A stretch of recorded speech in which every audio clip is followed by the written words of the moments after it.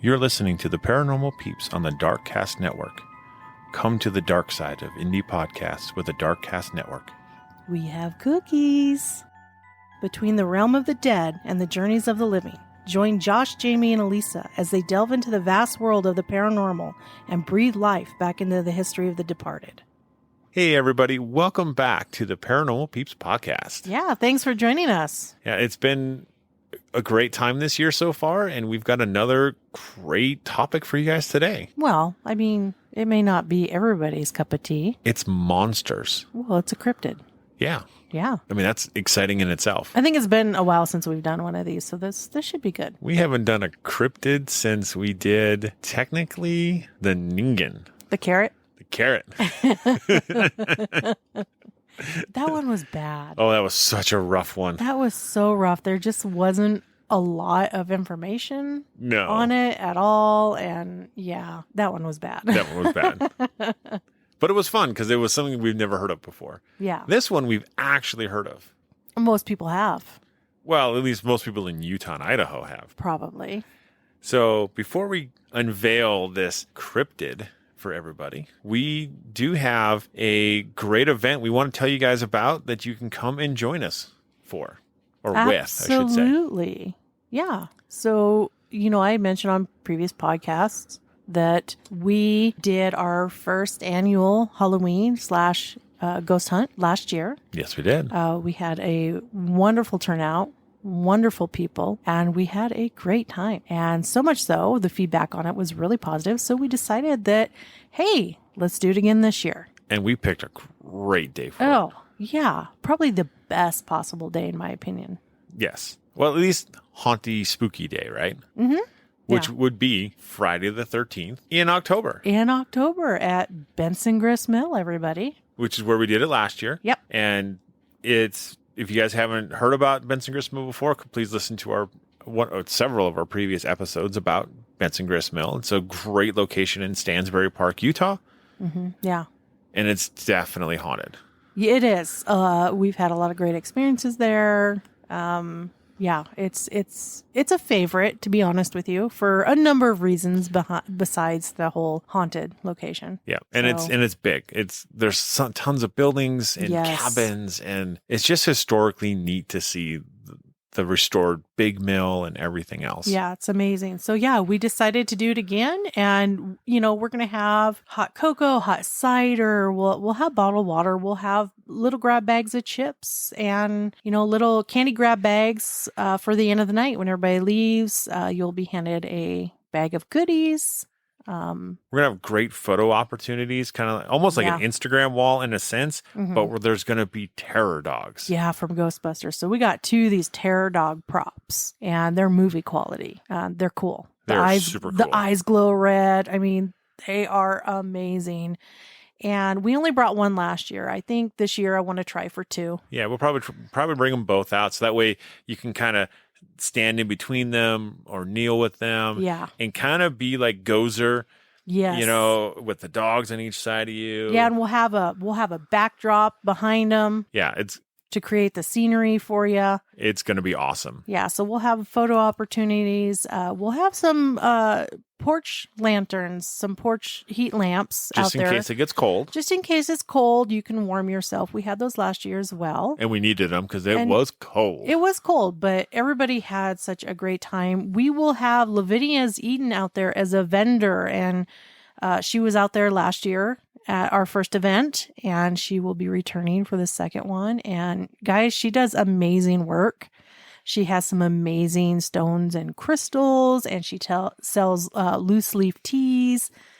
And her wire wrapping is top notch. Oh my gosh. Like probably some of the best I have seen. Oh, definitely. And that's not an exaggeration. I have bought multiple pieces of wrapped jewelry from her. And from other people, and by far hers are the most intricate. I have bought the most from her because her quality is it's beautiful. It's unique. No 2 pieces are the same. No. So you're getting a very unique wrapped jewelry piece that she does. Yeah, and then we're gonna have a food vendor out there. A goodie vendor, I should say. It's gonna be goodies. So I decided that I would be a vendor out there this year, and I'm going to be selling homemade caramels. So now some people know me. I do caramel every fall and winter. I call it Christmas caramel, but I have flavors, everything from original to cake batter to mango to black licorice to lemon to orange to almond. Pumpkin spice. Pumpkin spice, you guys. I mean, maple, you name it. I mean, I've got a good variety. So I'll be doing that. I'll be doing some little sugar cookies that are going to be decorated with royal icing that are little ghosts. They are so They're neat. Cute. They're so cute. They're just cute. They kind of remind me of Pac-Man ghosts. Yeah, well, last year, and I wasn't a vendor last year, but last year around Halloween, I made a Pac-Man wearing a witch's hat, and then I made the ghosts. Yeah, that was really super cool. And so I was thinking about doing something like that this year and selling them. But I will be making fudge, like butterbeer fudge, regular fudge, of course. I've got just a variety of different fudges and cookies and all sorts of goodies. Brazilian truffles I'll be making. So yeah, come check it out. I mean, it's going to be a good time. It's going to be a lot of fun. It really is going to be a lot of fun. So, but you can find the link on our social media pages, and our tickets are on sale through Eventbrite. Yes. And you can find them there. We're almost halfway sold out, not quite. Yeah. So tickets are moving, and they're moving at a pretty good clip. So yeah, I mean, I think the closer we get to October and spooky season, I think the quicker they will go. We are so excited to meet everybody that comes to investigate, and we will be doing demonstrations at the top of every hour or every other hour. It just depends on how the night goes. And we will be doing demonstrations like with the ovulus, with dowsing rods. The portal. Yeah, we'll be doing the Estes method. Which the last time we did the last public investigation we did with the Estes method, it was a blast. People were laughing. Yeah, we got a sassy old woman. So, we did. It was great. Yeah, it was a lot of fun, and everybody had a great time. And we hope to see some familiar faces back again this year. Absolutely. So yeah, go check it out, guys. Check it out. All right, on to our topic. Okay, so what is our topic? We are going to talk about the Bear Lake Monster. Ooh. Okay. Which is funny because the first time I ever heard of this creature was when we went to Bear Lake. Yeah, I had never heard of it before then. I mean, you hear of Loch Ness. Yes. You hear of Champ of Lake Champlain. Yep. I had never heard of the Bear Lake Monster. No, I had never heard of it either. And so we sit at this KOA in Bear Lake. Honestly, great place to stay if you ever get a chance. But there's a little book in there, and it was called The Bear Lake Monster. And it was a kid's book. Yeah, it was a kid's book. It was a little kid's book. I remember this because you came back and you were like, did you know? And he told me about it, and I was like, I had never knew that. Yeah, not a clue. And so I was like, wow, that's crazy. We've never heard of it. So if you've never heard of Bear Lake before, don't feel too bad. It's actually located on the Idaho Utah border. Mm-hmm. The lake is 20 miles long and 8 miles wide. That's crazy. So how deep are we talking? Over 200 feet at its deepest. Wow. And that's over by Cisco Bay. Mm-hmm. So the lake has actually been nicknamed the Caribbean of the Rockies because the blue color of the water is like this turquoise color. Yeah, isn't that from like when the snow melts and comes down, it gives it that color? It's the limestone dissolved in the water. It's suspended, and so it gives us the reflection.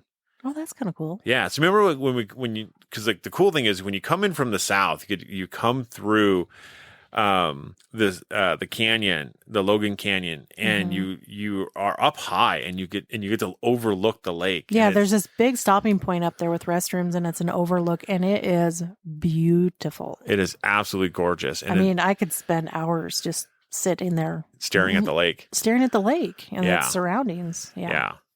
And so it's just really a neat lake. And so, like I said, it's over 200 feet deep at its deepest point. And the interesting thing about it is scuba divers have found underwater caves that go into the mountain. Ah, cool. Right? And so they believe this is where the Bear Lake Monster lives. Hides out. Yep. Yeah. Which makes sense, right? Because obviously, if you had a big monster inside of the lake, 20 miles is a big lake, 8 miles wide. I mean, that's a lot of water in that area. But they have, they got to have a place to hide because Okay, you sure. get caught pretty easily. But I guess my question would be, does this thing have gills or does it have like actual lungs to where it needs to surface to breathe? I don't know. And Because if it's going to hide down in the cave, it's got to have gills. it's going to have gills. Unless it's like, like there's some whales out there that they'll kind of sleep at a vertical angle and they can hold their breath for like hours and be fine. Yeah, I would imagine. Or maybe it's one of those things where, no one's really explored the caves because let's face Well, it. they're deep. Well, they're deep and Cold. cave diving is dangerous in itself. Oh, and, yeah. And so you just never know how far back they go, and maybe there's an air pocket or something back deep inside where You never know. They could hide out. You never know. The interesting thing is the lake is at an elevation of 5,923 feet. Wow. So it's high. Yeah. And some people have actually nicknamed it Burr Lake because it's a little cold. It's a little bit cold. Yeah. Right. So it's on the cooler side, but it's 200 feet deep. Like that's a lot of cold water cycling up and down in the lake. And they estimate the lake to be over 28,000 years old. And for quite a while, it was actually isolated from the Bear River because of earthquake activity. Well, yeah, that does happen. Yes, we do get earthquakes up here. And so the interesting thing is because of this isolation from the Bear River, right, there are 4 fish that are found only in this lake. Hey, that's kind of cool. Yeah. One of them is called the Bear Lake Whitefish. Okay. You got the Bonneville Whitefish.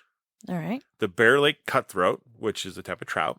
And the very rare, or so they say, Bonneville Cisco, which is something that ice fishermen favor to go catch. Interesting. Yeah. And so the interesting thing is because it was this way, right, isolated, is it possible that something survived prehistoric in this lake because of the isolation? I think it's always possible, especially with a lake that deep and that big. Yeah. And they think it's possible that this was part of the ancient Lake Bonneville. Okay. So a lot of Utah was covered by Lake Bonneville, which is why we have what's called the Bonneville Salt Flats. So is this possibly part of that? But it's hard to say. People don't know if it actually reached all the way to where Bear Lake's at. Yeah. It's hard to say. Yeah. It has, the interesting thing is that like all the lakes that have lake monsters. Yeah. All have similar qualities, right? Yes, they do. They're long. They're deep. And they're deep. Yes. And so if you're going to hide something, hide it in a place that's got tons of water. Well, yeah. I mean, look at the ocean I know that these other ones are fresh water. Right? Sure. A lot of them. But look at the ocean. I mean, how much of the ocean have we explored? 10%. Yeah. I think that's the number. I think or is it less than 10%? I think it's so little. It's right around 10%, but that's so little. Yeah. So can you, imagine of what we haven't explored of some of these deep, vast lakes? Well, yeah, exactly. Because, you got to have people willing enough to dive and qualified to dive in this stuff. And then you got to have people that want to dive in. Well, and the equipment too, though. Like, Yeah. I know we have like sonars and all these other things. Oh, yeah. So We you got have tons to have, of good equipment. You have to have the equipment to do it. And I know that, they've searched like Loch Ness and stuff. Yeah. But if this thing, if like the Loch Ness monster is alive, you don't think that it moves around? Oh, it's going to, right? So if you go up one side of the lake and you don't see anything, and then you go down the other side, you can't tell me it's just going to sit in one spot or you're just going to happen across it. I mean, is it possible? Yes. But I think if it's intelligent enough to be alive this long, I think it can outsmart you. Yeah, exactly. Instinct, you know? Well, and the other thing too is, let's face it, if there's limestone suspended in the water, well, that means it's going to be murky. That's right. That presents another Yeah. So obstacle. how far can you see? Yeah. I've never been in the lake, like under the water to go see how far I can see. So if you're relying on your eyes, well, crud. Like, yeah. if you got 6 feet of visibility, that means this thing would have to be within arm's reach of you. That's a scary thought. Exactly. If it exists. If it exists, you know right? what I mean? Yeah. And so, like, here's an apex predator within 6 feet of you and you can't see it. That's not good. No, that is like the terrifying stories of like Jaws and everything else for people, for It's crying like, out loud. yeah, there's a big cave here. This is bear country. Here, let me put on this blindfold and just blindly walk in there Exactly. Yeah, no. and feel around for some fur. It's not going to work out in your favor. So the big excitement of the Bear Lake Monster was because of a 1868 news article ran in the Deseret News, Okay. which we're going to read for you in its entirety because we have it, which is really cool, actually. All right. Take it away. But before we read that, before we go there has been many stories before that from the indigenous people in the area. That's true. So this goes back further. It does. So what were they reporting? Okay, so it was the Shoshone. They claim that their ancestors recounted a legend that's been handed down generation after generation about an Indian maiden who was forbidden to be with her true love. So, like a lot of these stories, this indigenous woman and man ran away together. So they then were pursued by some of their fellow tribesmen, of course. Of course. The two lovers ended up plunging into the lake, and its legend tells that they were changed by the Great Spirit into two large serpents. It was custom of their forefathers to go bathing and fishing in that lake. So it sometimes happened that some of them would not return. I mean, in a lake that big, Well, yeah. who knows, right? In some mysterious way, which the indigenous people did not understand, they were taken away and never to be seen again. So one day, as they were bathing in the lake, some large monsters, it is claimed, burst out of the water and carried off two of their friends. Jeez. The indigenous people describe these creatures as being of serpent kind, but with legs. So are we talking like, that sounds like an alligator. Well, they were talking legs about 18 inches long, on which they sometimes walked as they came out a short distance on the shore. So, like when killer whales like fly up on the land a little bit and grab a seal. Oh, yeah. You know how they kind of come out just like a little sneak bit attack. and grab. Yeah, Yeah. okay. So this is how I picture it, Gotcha. right? Okay. So the monsters, they said, were also able to spurt water upward out of their mouths. And after this terrifying event, the indigenous people named the monsters water devils. And they were often seen at different places in the lake, in and around the area. So the story was handed down from their forefathers, and true to their memories and the fear of some command given by the chiefs, the Shoshone Indians would not camp anywhere near the lake or bathe in its waters any longer. It was also reported that these great beasts preyed on the buffalo when they would come to the edge of the lake to drink water. That's a big animal. You're talking 2,000 plus pounds. Yeah, and they just come up and snatch them. Jeez. So when the buffalo vanished in the 1830s, the monster seemed to have disappeared as well. And that's like a lot of things. When a predator, when its food supply dwindles or moves, it so too moves in order to find and forage. Yeah. So that would make sense. So long they waited and watched for the creatures to return, and they believed that when the buffalo returned to Bear Lake Valley, the water devils would also return in all their fury and strength. So the buffalo never did return, unfortunately, and the sailors brought with them cattle and livestock, and which was a tasty substitute. And they wondered, would that bring the Bear Lake monster back? Now that the water devils. Yeah, the water devils back now that they have cattle and stuff. Well, that's interesting. It is. It is. But then again, it's kind of like when you see cave drawings from ancient people. Yeah. Just like this whole alien thing, you see some cave paintings and stuff that resemble like flying saucers and aliens, and beings from elsewhere. So I imagine that like this stems from indigenous people's recollection of events that happened. So obviously there was something out there. Right. I mean, it could be water spouts. It could be large fish. Right. But for something to come up out of the water and snatch somebody that's right on the shore. Well, you got to wonder if that couldn't be like, so by Cisco Beach, right? It drops to 200 feet. Yeah. I don't know if I don't know the topography of the bottom of the lake, but what if there's a big drop off?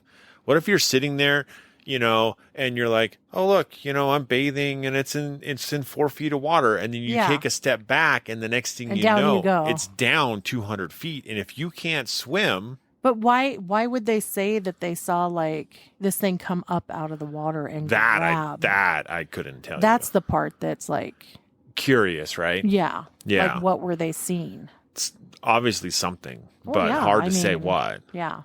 I mean, because you're talking about stories that have been passed down for generations. Oh, yeah. So how old is that story? I mean, the indigenous people have been here in Utah and in the Rockies for, millennia before, we settled here, before the Mormon settlers came across the mountain. So, I don't know. Hard to say. Exactly. So to the famous story. All right, let's go. So this is from the Deseret News, and it was written in 1868. Okay, so a while ago. So any of the verbiage and stuff in there might be a little different, and it's because, well, let's face it, it's from almost 200 years ago. Yeah, people spoke differently. Yep. All lakes, caves, and dens have their legendary histories. Tradition loves to throw her magic wand over beautiful dells and lakes and people them with fairies, giants, and monsters of various kinds. Bear Lake has its own monster tale to tell, and when I have told it, I will leave you to judge whether or not its merits are merely traditionary. The Indians say there is a monster animal which lives in the lake and that has captured and carried away Indians while on the lake swimming, but they say it has not been seen by them for many years, not since the buffalo inhabited the valley. They represent it as being of a serpent kind, but having legs about 18 inches long on which they sometimes crawl out of the water a short distance on the shore. They also say it spits water upwards out of its mouth. Since the settlement of this valley, several persons have reported seeing a huge animal of some kind that they cannot describe, but such persons have generally been alone when they saw it, and but little credence has been attached to the matter, and until this summer the monster question had about died out. About 3 weeks ago, Mr. S. and M. Johnson, who lives on the east side of the lake at a place called South Eden, was going to the Round Valley settlement, 6 miles to the south of this place, and when about halfway he saw something in the lake, which at the time he thought to be a drowned person. The road being some little distance from the water's edge, he rode to the beach, and as the waves were running pretty high, he thought it would soon wash into the shore. In a few minutes, 2 or 3 feet of some kind of animal that he had never seen before were raised out of the water. He did not see the body, only the head and what he supposed to be part of the neck. It had ears or bunches on the side of its head nearly as large as a pint cup. The waves at times would dash over its head when it would throw water from its mouth or nose.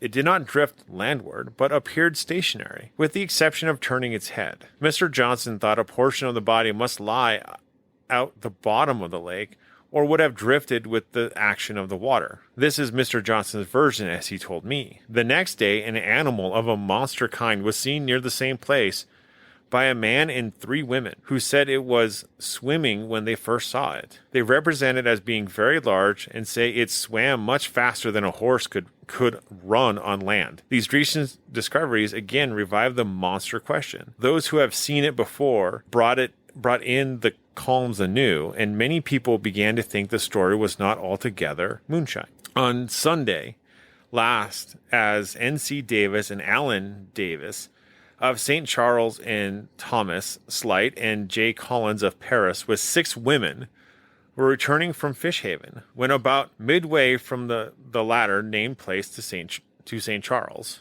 their attention was suddenly attracted to a peculiar motion or wave in the water about 3 miles distance. The lake was not rough, only a slight disturbed by a little wind.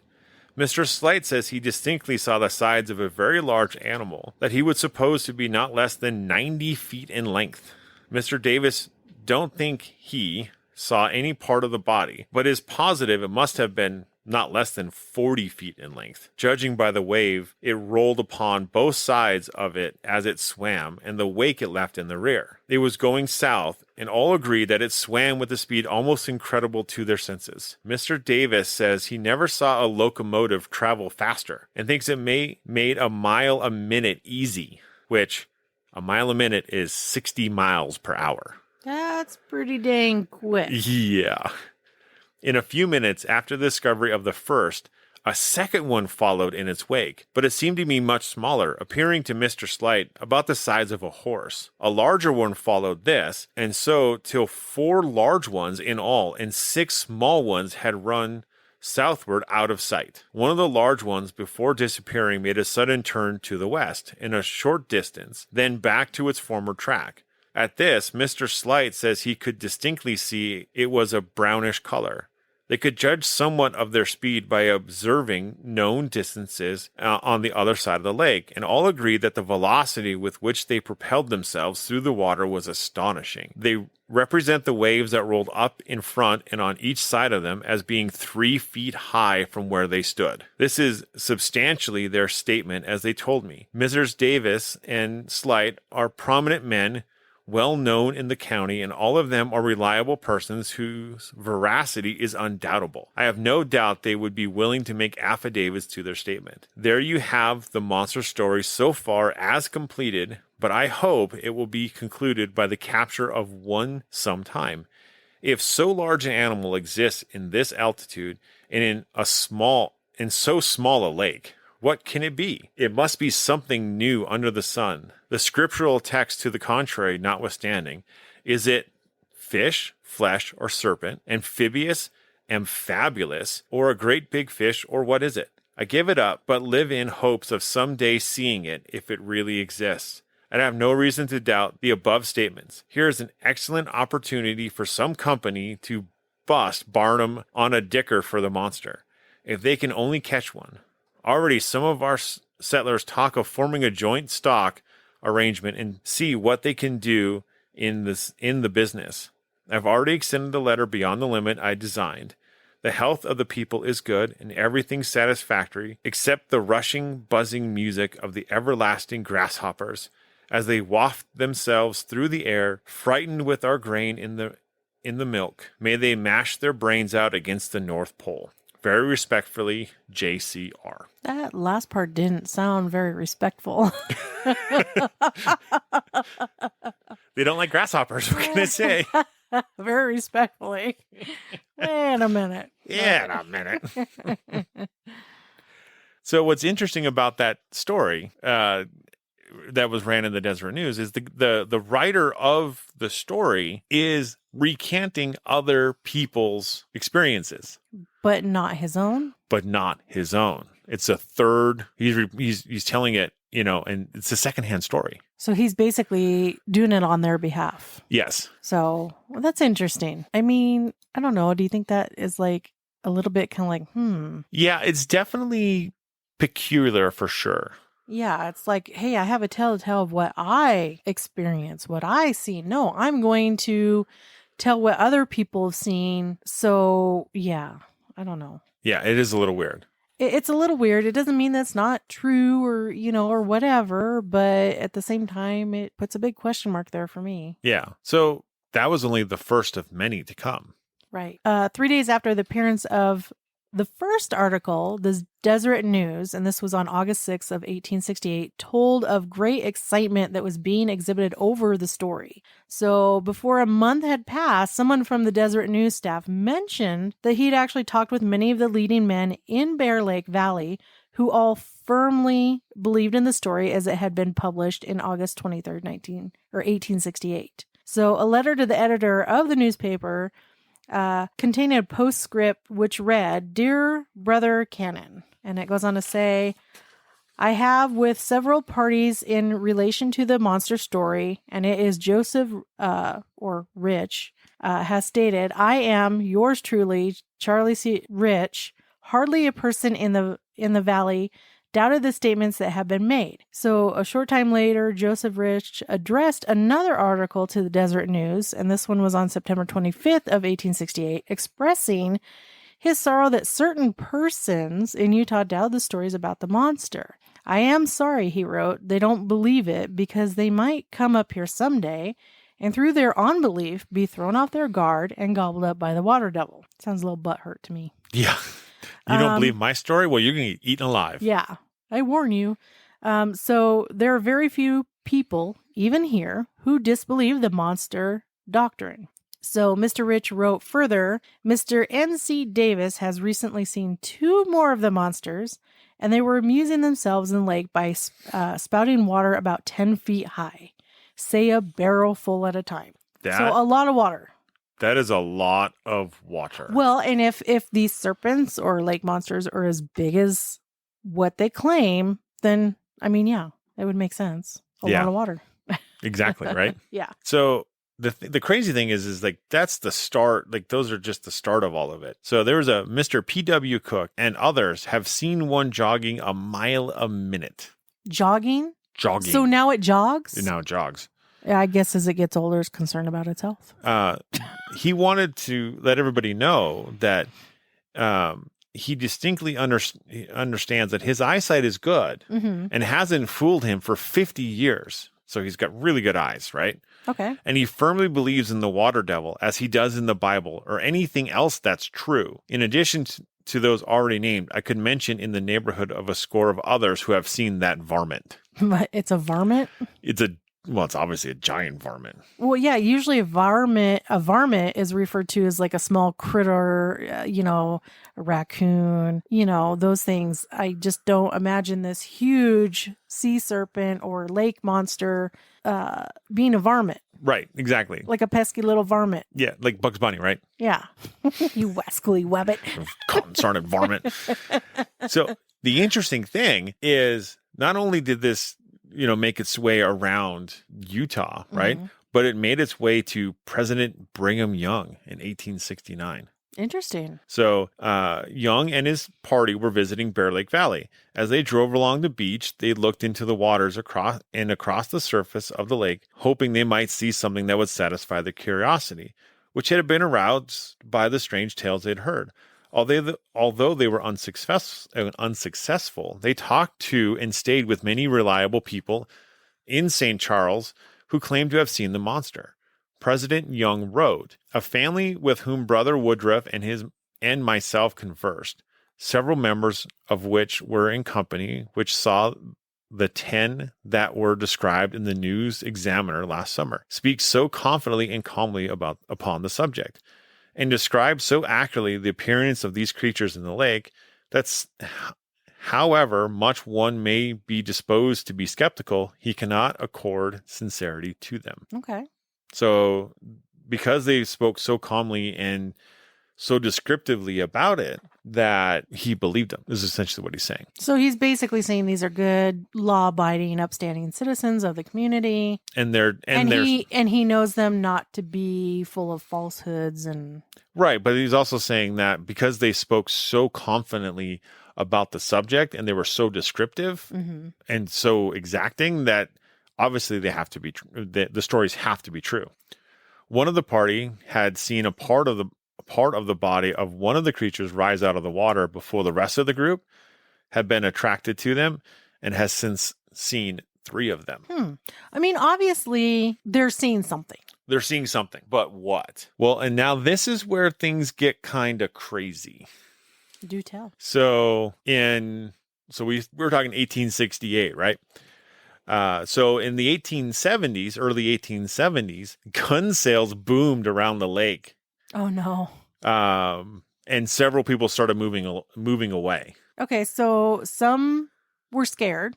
Some were scared. So they moved away. Others probably bought guns for protection and maybe some to hunt it. Exactly. Yep. Kind of a mixed bag, right? Yep. So the sightings started to continue. They started to continue? Well, I'm sorry, not started. They continued. Okay, so sightings continued. So the sightings continued. So you got Elizabeth W.H. Johnson of Randolph, Utah, and her cousin Lottie Peed. They claimed that one day as they were wading in the lake, they saw a monster flop out of the water on the far side of the lake.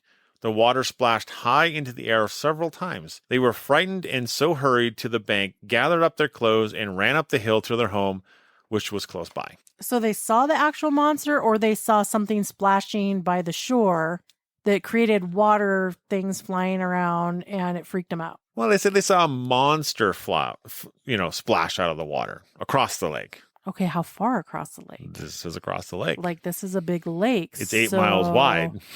So, Okay. Yeah. So you saw something. Okay. Yeah. So now there was a rancher in the area, so there was a rancher that bet another that he could swim 10 head of cattle across the narrows of the lake. So the thinnest part of the lake, right? He drove them into the water and they began the long swim. Cows are actually excellent swimmers, in case people didn't know. They are. About halfway across the lake, a cow started to struggle and then went underwater. The rancher that was driving the cattle claimed that just after he saw the cow go under, he saw a large scaly creature rise out of the water. He said it was the tail of a large monster diving in the dark depths of the lake with its prey. I think a cow just got tired and went Drowned. under. Yeah. Because that's, even at the most narrow part, that's still quite a swim. Yeah, it's still going to be a grep of distance. It is. And while cows are excellent swimmers... Well, was this a young cow? Was this an old cow? Doesn't say. You know what I mean? Because could that not be a factor? Was this a cow that maybe was older, not in the best of health, or injured? What are we looking at here? Yeah, I don't know. Yeah. So now we get some more stories of descriptions of what it looks like. Okay, I'm interested. Yeah. So in August of 1870, a news report published, the Bear Lake monster has come up again. Ooh. Creepy. So Marion Thompson and his 3 sons of Phineas H. Cook were on the lake in a boat fishing opposite Swan Creek in Idaho. Or Swan Creek, Idaho. I have no idea where that's at. Oh, it's close. It's close, right? Yeah. Brother Thompson describes his head as serpent-shaped. He saw about 20 feet of its body, which was covered with hair or fur, something like that of an otter, and light brown. It had 2 flippers extending from the upper part of the body, which he compared to the blades of his oar. He was not near his rifle. He said, if I was so near to my rifle, he would have shot it. You're in a boat. Yeah. So what he's saying is if he had his gun with him, he would have killed it. Oh, he didn't have it. He said he wasn't near it. I thought maybe he had it, but it wasn't near him. And I'm like, you're in a little boat. Yeah. He said he was so close to the serpent that if he had a rifle, he could have shot it. But now it's hairy? Yeah. Like otter fur. Okay. Yeah, it gets better. Well, go on, I guess. In 1871, 4 campers fled when an alligator-like animal, 75 feet long, crawled out of the water near their camp. After returning to the camp the next day, they found it destroyed. Okay. I think, and I have this issue too, when describing things and they're like, oh, how long is this? Or how long? I think that it's really hard to judge how long something is. Yes. Like how it crawled out of the water and it was like, how long? 75 feet, but it was alligator-like. But 75 feet, how long did it take it to fully crawl out of the water? Well, if it runs a mile a minute, probably not very long.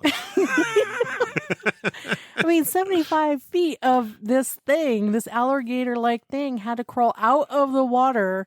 Yeah. Did you stick around for all 75 feet to come out of that water? Or were you like gone? No, I'd have been gone. Right? Exactly. So I question that. Yeah. I do wonder if there are alligator gar in the Bear Lake.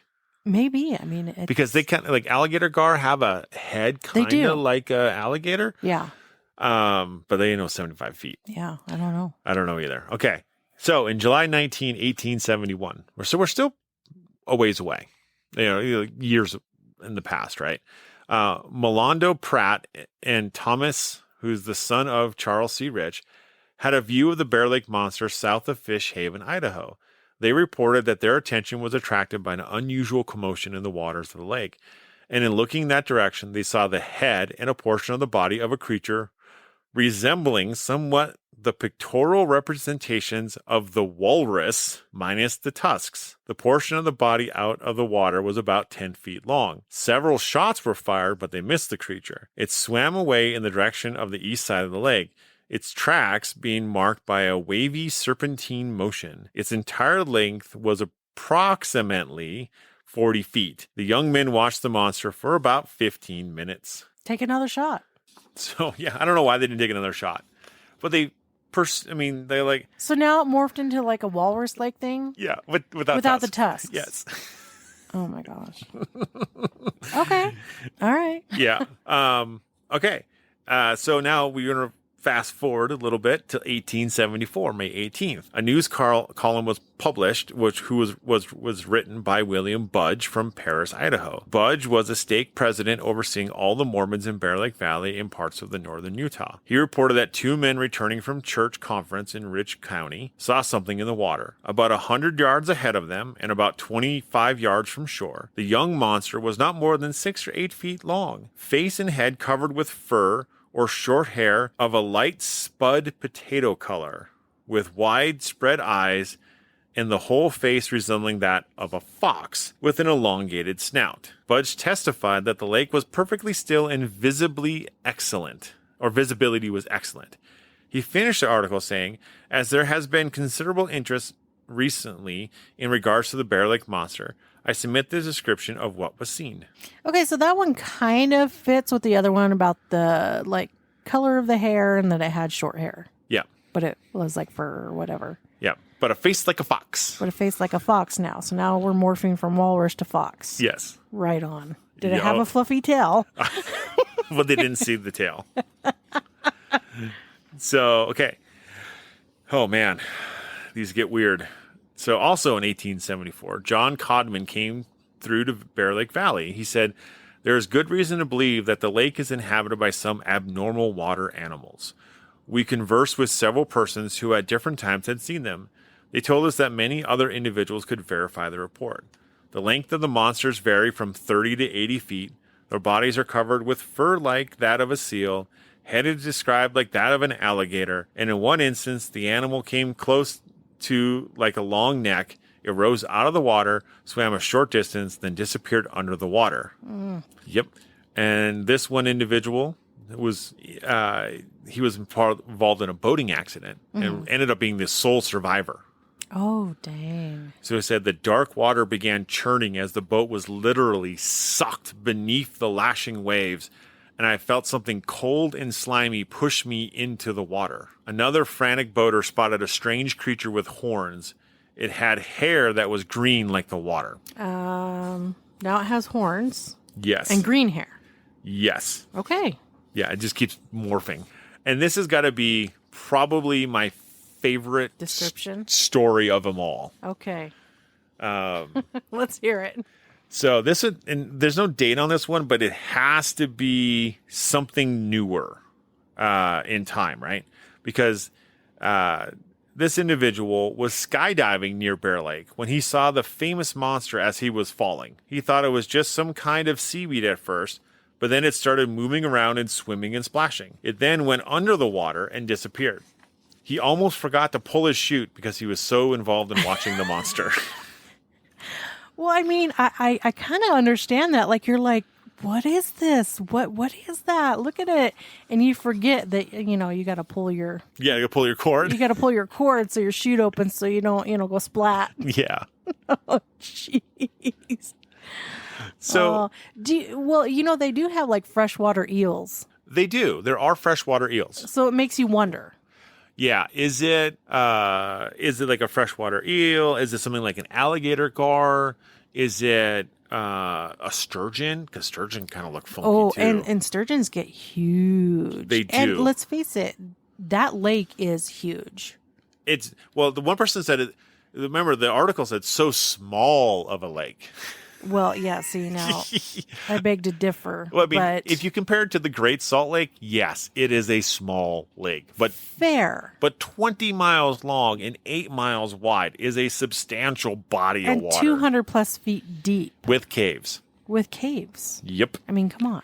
Yeah. To me, I wouldn't classify that as necessarily small. No. So, of course, if there's a lake monster roaming around, or a monster of any kind, right? What is the thing that everyone thinks of doing? Catching the monster. Yeah. Right? So these people were no different. They came up with many different theories and ways of doing it. And the one that I thought was actually kind of neat, which they never actually figured out how to do it. But they're like, we're going to get 900 feet of rope, 1 inch thick. Okay. That's a lot of rope. That's a ton of rope. And what they said is that we're going to use a small buoy, and we're going to put on the end of the small buoy, we're going to put about 100 feet of rope and a giant barbed hook. So I just think of this thing like big fish hook, like bigger, like feet, like this big giant like stupid thing where you put like half a cow on it, type of deal. Well, so the image I get in my head of this hook is, on Moana, Maui's big old hook thingy. Yeah, Maui's fish hook. Yeah, that's what I picture. I picture something bigger than that. Well, okay. But still, like along those lines. Along those lines, right? And so what they're going to do is they're going to attach it to a small buoy, right, and then have that hang. Mm-hmm. And then they're going to put out some more rope and then attach it to a bigger buoy. Okay. Right? So make like 2 buoys in there. And then from there, they're going to run the rest of the rope onto land, about 900 extra feet or 700 extra feet of rope to the land, right? Okay. So they got lots of extra rope. So what they figure is they put like a sheep on there, and then if the monster eats the hook and hooks themselves, right, then they can just watch the buoys run around and figure out where the monster's at. Oh my gosh. It's not a bad idea. No, but it sounds like a Looney Tunes cartoon. A little bit. And all of the ideas and thoughts were kind of around a fish hook idea. Mm-hmm. They talked about potentially like straining the lake to find the monster. Yeah, everybody grab a straw, start drinking. Right. Well, I just think like a big colander. I know. Like just get a big colander out there and like we're gonna strain the lake. Like Spaceballs, remember? Comb the desert. With the big combs and yeah. Just running big combs out there. Oh my gosh. So, but now there's a story that was published in 1871 that says they did catch the monster. Okay. So this was published, and it says, this is a really short paragraph, right? It says, information has been received of the capture of a young Bear Lake monster near Fish Haven. It is said to be about 20 feet in length with a mouth sufficiently large enough to swallow a man without any difficulty. And it's propelled through the water by the action of its tail and legs. Okay, so was there anything else after that came about? Like any more information? That was the article. There is no indication what was done with the captured specimen. No photograph has ever been presented, and there are no bones in any museum. Yeah. So there was, if you're planning a monster hunt on your own near future, the Rocky Mountain Sportsman magazine has made a few suggestions for you. Ooh, what are their suggestions? For bait, we suggest half a sheep. Why not a whole sheep? Right. This thing sounds big and hungry. Or perhaps 10-pound hunk of Limburger cheese. Oh my gosh. If he fails to take the bait, use the rifle. Oh my word. Are you kidding? No. If he succeeds in escaping both the hook and the rifle, use the Kodak. For a license to hunt the serpent, see the Fish and Game Department. The limit is 1 40-foot monster or 2 20-foot monsterettes.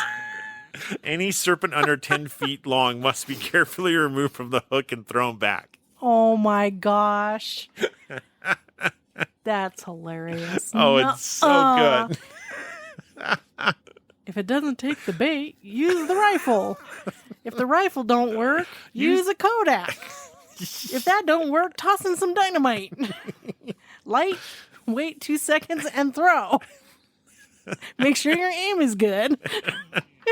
Oh my gosh. I know. It's so crazy. Oh my gosh. The funny thing is... Oh, funnier than that? What we just talked about there? Well, I think so, because they've named it. Okay. So it has an official name. It's the Bear Lake Monster. Oh my gosh. Okay. How creative. I know, right? It's like, what do you call it? The Bear Lake Monster. That's it. Well, you think they call it like the Bear Lake Serpent. Well, like Lake Champlain has Champ. Loch Ness has Nessie. Supposedly in Lake Michigan, there's Pressy. Oh my gosh. Or Lake Superior. Sorry. Lake Superior has Pressy. So, like, they could have called it Bessie. Oh my God. No, we're not even going to go there. But I mean... Or Barry. Barry, the Bear Lake monster. But when you use the word monster, like that is such a broad, like when I think of monster, I think of like on the land, period. Yeah. I don't think of a serpent in the water. So why not call it the Bear Lake serpent at least? Yeah, it's something along those lines, You right? know, because then you get more of a visual. Okay, this thing is mostly in the water, you know. Yeah. Monster's such a broad Yeah, it's such a broad range of what it could be. And you call it the Bear Lake monster. Okay. Yeah, you think that's self-explanatory, but not necessarily. Like it could be a monster that's on the land, lives in the woods or mountains by the lake. Yep. So you're really not telling me anything. Yeah. You know what I mean? Now, there was a legitimate Bear Lake monster. Okay. And I say legitimate because it was a grizzly bear, and it was nicknamed Old Ephraim. Now, the reason why it was technically a Bear Lake monster is because it was actually wreaking havoc on livestock in the area, and it was, killing livestock and causing significant problems in the area. Yeah, easy food source. Exactly. I mean, come on. And let's face it, grizzly bears are a pretty scary animal. You think? And they tried to trap it with, obviously bear traps or whatever. Sure. And it evaded the trap. It killed sheep. But in 1923, a man by the name of Frank Clark was actually able to track down this bear and kill it. Yeah. So if you ever get up to Bear Lake, there's a pizza place there, and it has a grizzly bear on the sign. And that's kind of in reference to Old Ephraim. And the skull of Old F is on display at University of State Utah's Murrell Library. Is it like massive? You Like, gotta expect any... it's gotta be huge. Well, I mean, that's just kind of the thought I have is that this thing was like big. Yeah, I'm thinking full grown, or maybe abnormally big. To be Yeah. honest, I mean, who knows, right? Yeah. I mean, they're big. Honestly, very big at times. I have never seen one in the wild, but a 10-foot tall, 12-foot tall bear that big would scare the bejesus out of me. Yeah, no kidding. Yeah. Scary. Super scary. So didn't it come out that the whole Bear Lake monster was a hoax? Well, so here's the thing. The original news article, the man who submitted the original article, right? And that was back in 1868, right? 68 or 63? 68. 68. Now, he spent a lot of time trying to talk about how reputable his sources were, right? He was trying to talk about how, these people are so important and so, withstanding that they would swear it out. They would for sure sign affidavits. Right. So he was making a very hard effort to prove his sources were legitimate. Well, he came out years later and admitted to lying about it. Yeah. See, it just goes to prove that people can fool you. And he said it's a world-class lie. Did he ever say why? Why? Was he just bored and need something to do? Did he just want to be recognized or what? Maybe it was a marketing scheme. Maybe it was a way to get people. What? Maybe to bring people to the area? Yeah. It could be to bring people to the area. Maybe he was trying to drive people out of the area. Maybe he was a gunsmith. Maybe he was a rope salesman. That 900 feet of rope. Exactly. Maybe he made rope, and hooks, big hooks. Yeah. And buoys. And buoys. I mean, it's hard to say fully why he did it. But here's the interesting thing is even though it came out as a hoax, right? One, there were many, many, many sightings afterwards. Sure. As fantastical as some of them were, walruses and potato faces and oh my gosh, there are just tons of them. But Bear Lake still celebrates the monster today. Well, that's kind of neat though. It's kind of fun. It is. So they have a thing called Winterfest. And during Winterfest, which unfortunately has already passed this year, it was January 27th and 29th. What ends up happening is you get people that go into the water and ice fish, with waders on. Brr. I mean, burr. So they ended up dipping using the nets to dip for Bonneville Cisco. So kind of if you've been out and maybe some of you haven't been out there, but if you ever go out and you see people on the Kenai River during salmon season, some would be using nets to catch salmon or to catch bait fish, so they can use those to catch the salmon. Yeah, we used to go it was in the ocean though, and we would go out there at low tide and then take a net, like a small, what's it called? Like a colander, like a fishing, No, it was a net, but it was small hold net instead of the bigger. Yeah, so a finer mesh net. Yeah, and we would, take it and you go from right to left and you bring it down the water and swoop it and then swoop it up at the left. And we'd catch these little fish called hooligan. Yeah. And we'd use those for bait, like when we went to the Kenai River to fish for, salmon and stuff. So yeah, so it's kind of like that. It's similar to that. Yeah. And so so after they've done dip netting for these Cisco's, once they get the limit, whichever that limit is, they go to the state park marina, where they do the monster polar plunge. Is that like jumping in the frigid water Yeah. naked? Or with just a bathing suit on? Well, in this case, costumes are encouraged. Like what kind of costumes? Like you can dress up like a 75-foot sea serpent? You could. Yeah, I see that as like maybe a drowning hazard. Yeah. or liable to get shot. Right. It's the monster. It's the monster. Shoot Open it. fire. And then after, so every participant gets a prize, which is kind of cool. Like if you're willing enough to jump in the water in January, Is your prize like a heating pad? it should be. Maybe it's just, here's a cup of hot cocoa. Yeah. But then Cocos will have hot cocoa, fried Cisco, and scones. That'd be obviously available for people to try out. And then there's an indoor expo. Oh, that's cool. Yeah, where they have karaoke and a hot chocolate bar and donuts and stuff. I mean, that sounds like that would be a good time. Yeah, it seems like a lot of fun. Yeah. And then they do a cardboard boat regatta. Oh, my goodness. And people will do their boats up like the Bear Lake Monster. Oh, that's neat. Yeah. I like that. And then they also do, and then during Raspberry Days, which is in the summertime, they have like a normal parade and stuff like that. And then the Bear Lake Monster shows up in the parade too. And they have floats and stuff associated to the Bear Lake Monster. That's cute. Yeah. That would be neat to go see. Yeah. Super neat to see. Yeah. So the question really dives around is there a monster in the lake? I mean, I think there's probably things in there or down in the caves that we don't know about. Yeah. I mean, is it like a large sturgeon? Are there freshwater eels in the lake? I don't know. I don't know what I have no idea. the animals in the lake are. Mm-mm. Maybe like, because they said it was seal-like in some cases, and I think of like muskrats. Oh, okay. Muskrats are big. Yes, they can be big. But I can't see people mistaking a muskrat. No, not a chance. Not unless it's a irradiated muskrat from I don't know what. Makes me wonder if they have like river otters. Like if they had like a little grouping of river otters. That would definitely be an interesting scenario. I mean, I guess there's lots of possibilities Yeah. I'm sure there's things that we don't know about that are in that lake. Yeah. And how much has it really been explored? Like you said, the underwater caves. You got to have somebody that's certified to do that and the equipment to do it. But at the same time, that's very dangerous. And I seriously doubt anybody's gone down there and explored any of those caves down there.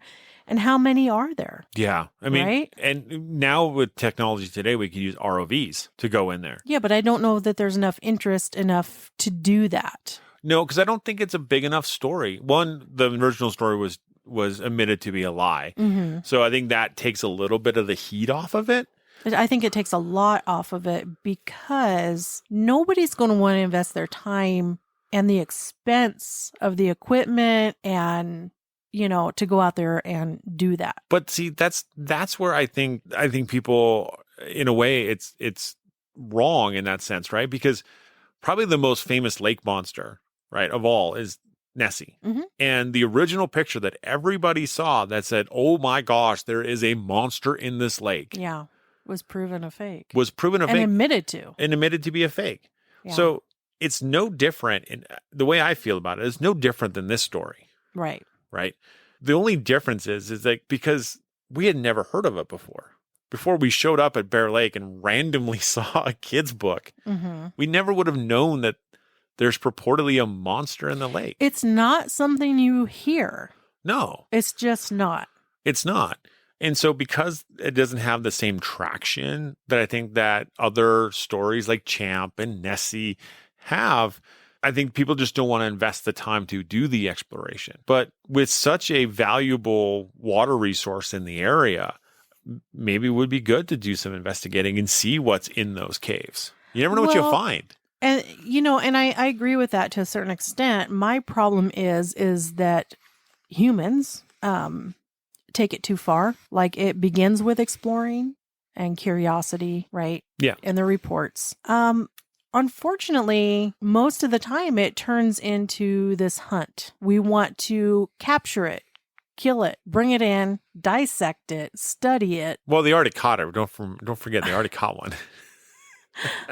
But you know what I mean? Yeah. Like, they take it 99% of the time. It's taken way too far.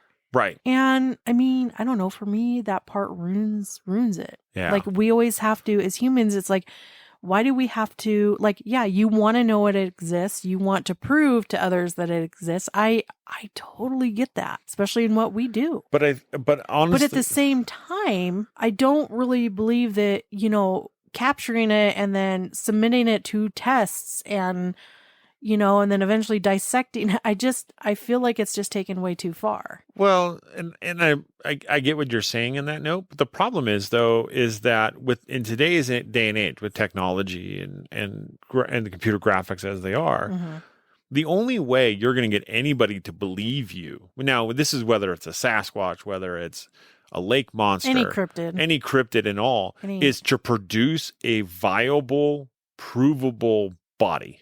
Fair, but we take it too far. We do. Is what I'm saying. We do. We do, especially with, like you said, the technology today. Should we not be able to, if it's out there, should we not eventually be able to prove it, film it, something, right?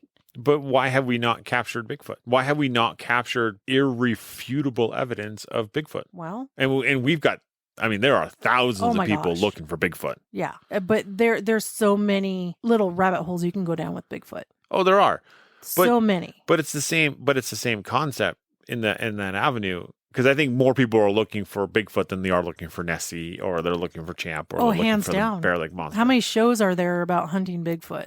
Tons. Well, not tons, but there are several. There's a handful or more. There's a few, and that's only a small fraction of the looking for these cryptids, right? Yeah.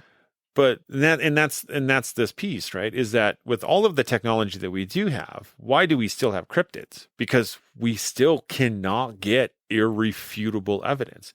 Like, I've seen good video evidence of and pictures of things, but you can't say, yes, that is this. It's more like, it's something. We don't know what. But yeah, like, you can't say what it is for sure. And it's the same thing with ghosts in the same avenue. We've seen some very good evidence. We've caught great evidence. But there's, even with the evidence we've caught, there's no way you can say this is irrefutable evidence. No. It's definitely strange and it's definitely weird, but it's not like it's irrefutable. Yeah. And it's hard for those that didn't experience it firsthand. Right. Like, some of the things we've experienced firsthand, it's like, holy moly, Yeah. This is really something. For others, they could look at, any video evidence that you have, any audio that you may have with EVPs, and they could be like, you're full of it. And I get it. I do. I really do get it, because you weren't there. You didn't experience it. So, I think the same is like for us sitting here talking about the Bear Lake Monster or Nessie or Bigfoot. I think it's the same. Yeah. We haven't firsthand encountered, experienced, seen these things. So it's really easy for us to sit here and doubt it. Right. And these eyewitness accounts, and I use that in a way loosely, in that avenue, but maybe they did experience something. Well, and I really believe that a lot of them did. Yeah. And then it's like, man, if I'm experiencing something, what is it? Well, I can't explain it. Well, there's the Bear Lake Monster. It's the Bear Lake Monster. Yeah. See, the question is, what was it really? Exactly. So, everybody, I hope you guys really enjoyed listening to this episode. Yeah. Let us know your thoughts on this. It's a mixed bag for me, honestly. I thought what I found fascinating is how many eyewitness accounts there were. And there are more eyewitness accounts out there. We just didn't go through them all. Yeah, it would take a while. It would take a while. So that tells you that there's a lot of people for a period of time saw this thing or thought they saw something in the water in Bear Lake. Right. So, yeah, if you guys have any like theories on what they actually saw or experienced or any guesses or if you've experienced it yourself. let us know. Absolutely. We'd love to hear from you. And as always, everybody, stay ghosty, my peeps.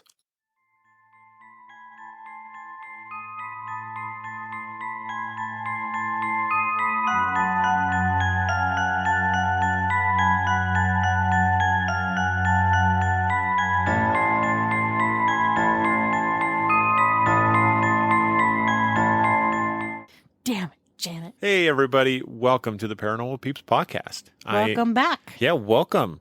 If this is your first time listening to us, welcome. Okay, let's start over. Yeah. That's just ridiculous. That is so bad. Welcome, welcome, welcome, welcome. It's like doctor. It's stupid. So bad.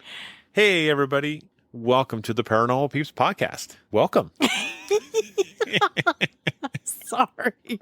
I was waiting for you to say something and then nothing. I'm like, oh, crap. Sorry. It's late. All right, let's try this again. Okay. And it was Cusbin. What's Cusbin? I don't know. What's Cusbin with you? Let me start over. It was custom. Dang, dude. Oh, give me a minute. Thank you for listening to the Paranormal Peeps podcast.